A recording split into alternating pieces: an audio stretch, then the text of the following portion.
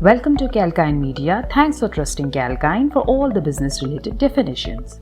In today's educational video, I will introduce to the backbone of any entity. Yes, I'm talking about the Chief Executive Officer, popularly known as the CEO. A CEO is the first person in command of a company. The person is the highest ranking individual in the company. He or she facilitates the communication related to core operations with the board of directors. CEO is elected by a vote of shareholders and support of the board. CEOs are often associated with other titles as well, such as managing director, chairman, president, and so on. Basically, he is the top boss in a company and reports to the board of directors.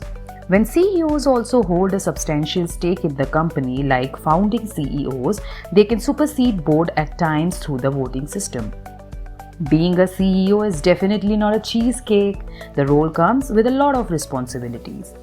As it has been rightly said, power comes with responsibilities.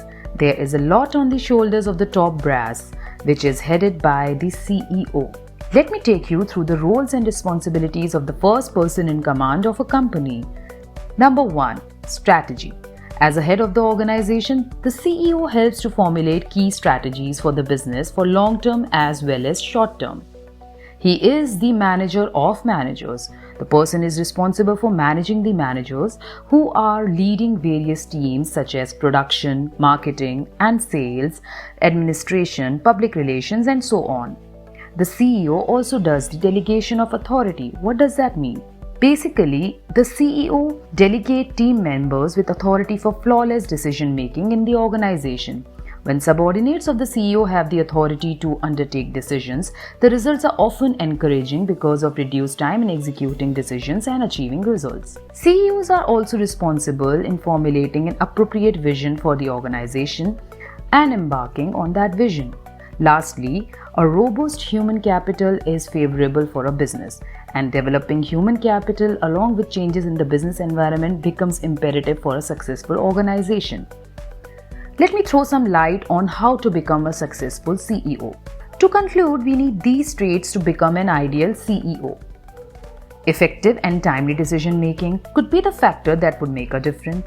When strangled in a crisis, an efficient boss will likely develop a strategy with the help of the team. Although cutting costs is perhaps the first thing for CEOs, it may give a better financial performance in the short run.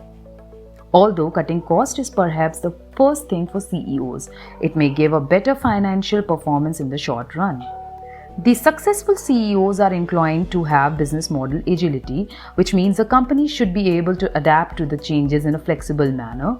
Business model agility is important to implement potential changes effectively. Managers focused on long-term gains are likely to deliver better shareholder returns. Managing capital efficiently and running the business on sustainable leverage is crucial for a successful organization. Precisely, the CEO is responsible for leading the development and execution of long-term strategies with the goal of increasing shareholder value. Well, that's all for today on Kalkine Educational Series. For more such information, please log on to www.kalkinemedia.com. Do subscribe to our YouTube channel. Stay apprised and invest wise with Kalkine.